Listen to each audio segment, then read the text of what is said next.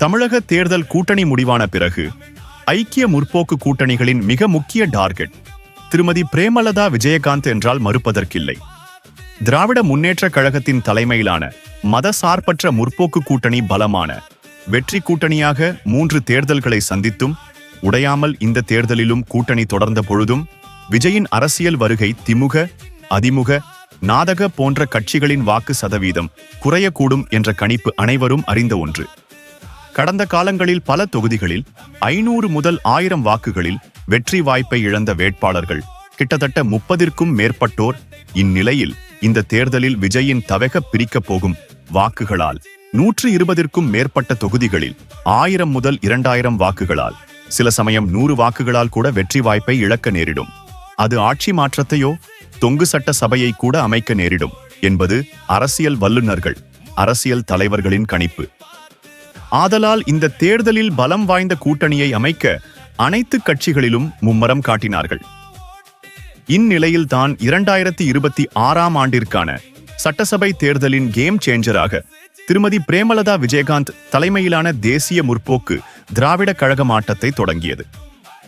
தமிழக ஊடகங்களில் ஒரு சில ஊடகங்களை தவிர பெரும்பாலான ஊடகங்கள் எப்பொழுதும் தேமுதிகவுக்கு எதிரான என்பதை விட எதிரியாகவே தங்கள் ஊடக தர்மத்தை கடைபிடிக்கிறார்கள் என்பது ஊடக தர்மத்தின் சாபக்கேடு என்று சொல்லும் அளவிற்கே தேமுதிகவுக்கு எதிரான அவர்களின் நிலைப்பாடு உள்ளது. தேர்தல் தேதி மற்றும் கூட்டணி அறிவிப்பதற்கு 6 மாதங்களுக்கு முன்பிருந்தே அரசியல் அறிவே இல்லாதவர்களெல்லாம் விமர்சகர்கள், ஊடகவியலாளர்கள் என்ற பெயரில் தேமுதிகவையும் அதன் தலைமையையும் இழிவுபடுத்தி பேசியதை அவ்வளவு எளிதில் மறந்துவிட முடியாது. இந்நிலையில் தேர்தல் தேதி அறிவித்தவுடன் திமுக மற்றும் அதிமுக என 2 கழகங்களும் தேமுதிக தங்கள் கூட்டணியில் சேர்க்க தீவிரம் காட்டினார்கள். இதற்கு முக்கிய காரணம் தேமுதிக தமிழகம் முழுவதுமே 5000 முதல் 30,000 வரை வாக்கு வங்கியை கொண்ட கட்சி என்பதோடு மட்டுமல்லாமல் திமுக, அதிமுகவிற்கு அடுத்த நிலையில் கட்சி கட்டமைப்பு மற்றும் பூத் முகவர்களை கொண்ட கட்சியாக இருப்பதே தேமுதிகவுக்கு தமிழக அரசியலில் ஏற்படும் முக்கியத்துவம். திராவிட கட்சிகளை பொறுத்தவரை வெளியில் தேமுதிகவுக்கு செல்வாக்கு இல்லாததைப் போல பேசினாலும் அவர்களுக்கு தெரியும் தேர்தலில் தேமுதிக ஏற்படுத்தும் விளைவுகள் அதை கடந்த கால வரலாறு உணர்த்தும். அப்படித்தான் இன்றைக்கு தேமுதிக தங்களோடு கூட்டணி சேரவில்லையே என்ற விரக்தியில் பரப்புரைகளில் 0.5% கட்சி என்று பயத்தில் உளரும் எடப்பாடி எப்படி நாடாளுமன்ற தேர்தலில் தேமுதிகவுக்கு 5 நாடாளுமன்ற சீட் ஒதுக்கினார். இது கிட்டத்தட்ட 30 சட்டசபை தொகுதிகளுக்கு சமம். தேமுதிகவின் பலம் தெரிந்ததால்தான் எடப்பாடி தேமுதிகவுக்கு 5 சீட் ஒதுக்கினார். தங்களுடன் கூட்டணி சேரவில்லை என்றவுடன் விரக்தியில் இப்படி பேசுகிறார் என்ற பேச்சு எழுந்தவுடன் இப்பொழுது அப்படி பேசுவதை நிறுத்திக் கொண்டார்.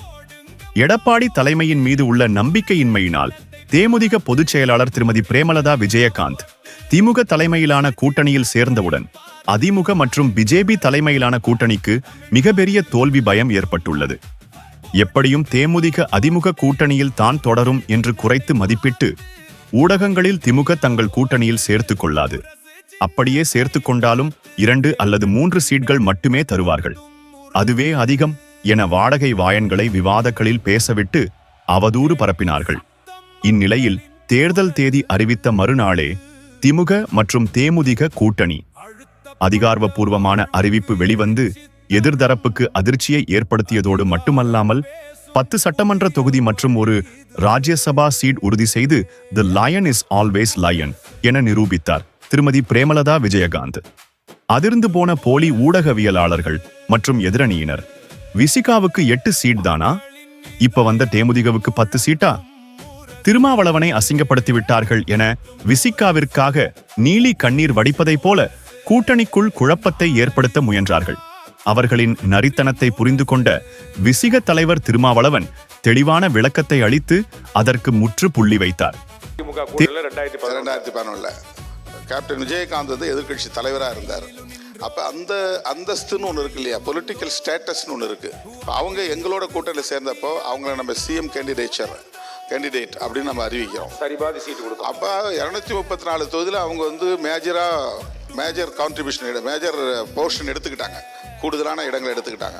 மிச்சத்தான் நாங்கள் 5 கட்சிகள் வேணா பிரிச்சுக்கிட்டோம், ஆளுக்கு 25 தொகுதி அப்படிங்கிற மாதிரி பிரிச்சுக்கிட்டோம். இப்போது இன்னைக்கு அவங்க வந்து வலுக்குன்றி இருக்கலாம், அல்லது வந்து அவங்களுடைய வாக்கு வங்கி குறைஞ்சிருக்கலாம். ஆனால் அவங்களுக்குன்னு ஒரு பொலிட்டிக்கல் ஸ்டேட்டஸ் இருக்குது, அதை நாம் குறைச்சி மதிப்பிட முடியாது. இப்போ விடுதலை சிறுத்தைகள் கட்சிக்கு வாக்கு வங்கி நிறையா இருக்கலாம், பட் அது ப்ரூவ்டு ஓட்ஸ் இல்லை. இப்போ நான் சொல்லிக்கலாம், எங்களுக்கு வந்து ஒரு 12% இருக்குது, 10% இருக்குன்னு நான் சொல்லிக்கலாம். அது உண்மையாகவும் கூட இருக்கலாம், ஆனால் நான் ப்ரூவ் பண்ணலை. எனக்கு எவ்வளவு தமிழ்நாடு முழுக்க விடுதலை சிறுத்தைகள் கட்சிக்கு வாக்கு வங்கி இருக்கிறது, தனிப்பட்ட வாக்குகள் எவ்வளவு இருக்கு, 234 தொகுதியும் எவ்வளவு இருக்கு, அது எந்த அளவுக்கு டிரான்ஸ்ஃபார்ம் ஆகும், காம்ப்ளிமெண்ட் தான். டிஎம்கே ஓட்டையும் சொல்ல முடியாது, உங்க ஓட்டையும் சொல்ல முடியாது, அந்த மாதிரி இருக்கு. அப்போ அவங்க வந்து ஒரு ப்ரூவ்ட் ஓட் பேங்க் வச்சிருந்தாங்க, இன்னைக்கு அது குறைஞ்சிருக்கலாம். எதிர்கட்சி அந்தஸ்தை எட்டி பிடிச்சாங்க, அது இன்னைக்கு இல்லாமல் இருக்கலாம்.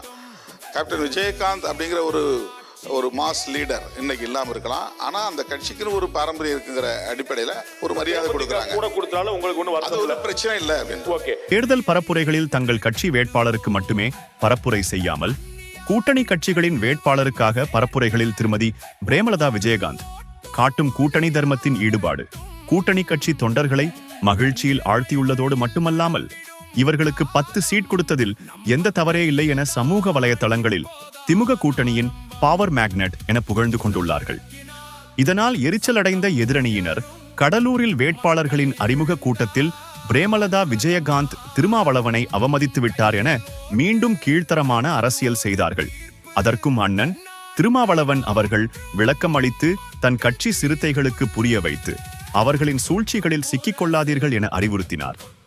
இது ஒரு புறமிருக்க திருமதி பிரேமலதா விஜயகாந்த் போட்டியிடும் விருத்தாசலம் தொகுதியில் இவருக்கு எதிரான சமூகம் மற்றும் மொழி ரீதியிலான கீழ்த்தரமான அரசியல் செய்து கொண்டுள்ளார்கள்.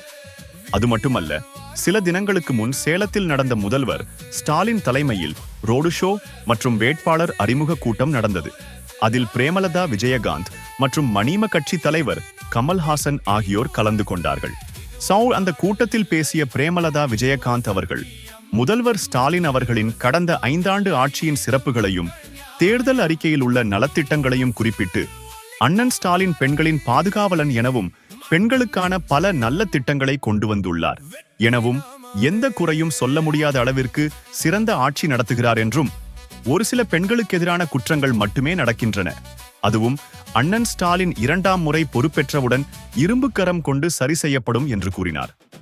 கீழ்த்தரமான அரசியலை மட்டுமே கையில் எடுக்கும் எதிரணியினர் பிரேமலதா விஜயகாந்த் அவர்களின் பேச்சை வேறு விதமாக திரித்து அவர் திமுகவிற்கு எதிரான மனநிலையில் உள்ளார் என பரப்பிக் கொண்டுள்ளார்கள். நான் என்ன அன்னைக்கு சொன்னேன், அண்ணன் ஸ்டாலின் தான் 2வது முறை முதல்வராக வரப்போகிறார், 7வது முறை திமுக ஆட்சி அமைக்கும். இந்த மதசார்பற்ற வெற்றி கூட்டணி தமிழ்நாடு முழுக்க அனைவராலும் இன்னைக்கு ஏற்றுக்கொள்ளப்பட்டு வரவேற்கப்பட்டு மகத்தான ஒரு வெற்றி கூட்டணியாக சென்று கொண்டிருக்கிறது. இன்றைக்கும் இவ்வளோ பெரிய ஒரு பெண்கள் சக்தியை கூப்பிட்டு இன்றைக்கி ஒரு பெரிய ஒரு பொதுக்கூட்டத்தை அவர் உருவாக்கியிருக்காரு. இது ஒட்டுமொத்த பெண்களுக்கு அவர் கொடுத்த மரியாதையை நான் பார்க்குறேன். அவர் கூட நான் நடந்து வந்தேன். ஒரு பெண்ணுக்கு எவ்வளோ அவர் ரெஸ்பெக்ட் பண்ணணும் அப்படின்றத அவர் கூட வரும்போது ஒரு பெண்ணாக எனக்கு கொடுத்ததை வைத்து ஒட்டுமொத்த பெண்கள் மீது அவர் எவ்வளோ ஒரு மரியாதை வைச்சிருக்கிறாரு என்பது புரிகிறது. அவர் உண்மையிலே பெண்களுக்கு ஒரு பாதுகாவலராக, ஒரு நல்ல ஒரு அட்மினிஸ்ட்ரேட்டராக நிச்சயமாக தமிழ்நாடு பெண்களுக்கும் சரி அந்த தமிழ்நாட்டுக்கும் ஒரு நல்ல முதல்வராக சிறந்த முறையில் செயல்படுவார் என்று தான் சொன்னேன். அதற்கு பிறகு நான் என்ன சொன்னது, இந்த மாதிரி ஒரு 2 கமெண்ட்ஸ் வருது, இந்த முறை அந்த மாதிரி அந்த அண்ணாவுக்கு நாங்கள் ஒரு பெண்களாக ஒரு உரிமையோடு நாங்கள் அவர்கிட்ட பேசுவோம், எதுவாக இருந்தாலும் நாங்கள் அவர்கிட்ட உரிமையாக எடுத்து சொல்வோம். அவரும் உடனடியாக அதுக்கான சால்வேஷன் பண்ணி எல்லா வகையிலும் இந்த வாட்டி 100% இந்த கூட்டணியை மிக சிறப்பாக கொண்டு போகிறது மட்டும் இல்லாமல் மிக சிறந்த ஆட்சியை இப்போ இந்த முறை 2வது முறை முதல்வராக வரும்போது அமைப்பார் என்று தான் நான் சொன்னேன். பிரேமலதா விஜயகாந்தின் பேச்சை திசை திருப்ப முக்கிய காரணம், சில தினங்களுக்கு முன் தென் இந்திய மாநிலங்களின் அதிகாரத்தை குறைக்க பிஜேபி அரசு கொண்டு வந்த டெலிமிட்டேஷன் மசோதாவை திமுக மற்றும் காங்கிரஸ் தலைமையிலான இந்திய கூட்டணியின் எதிர்ப்பால் டெலிமிட்டேஷன் மசோதா தோல்வியுற்றது. இது தென் இந்திய மாநிலங்களுக்கு கிடைத்த மிகப்பெரிய வெற்றி. இதன் மூலம் திமுக இருக்கும் வரை ஒருபொழுதும் பிஜேபி தமிழகத்தில் காலூன்ற முடியாது என முதல்வர் உணர்த்தியுள்ளார். இது பிஜேபி மற்றும் அதற்கு துணை போகும் அதிமுக கூட்டணி கட்சிகளுக்கு மிகப்பெரிய பின்னடைவாக அமைந்துள்ளது. இதன் காரணமாகவே திமுக கூட்டணியை பலவீனப்படுத்த தொடர்ந்து திருமதி பிரேமலதா விஜயகாந்தை டார்கெட் செய்கிறார்கள்.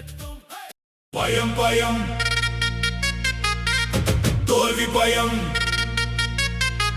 எடப்பாடிக்கு பயம், அன்புமணிக்கு பயம், பிஜேபிக்கு பயம். யாரை பார்த்து அந்நியார் பிரேமலதா, விஜயகாந்தை பார்த்து பயம் பயம் தோல்வி பயம்.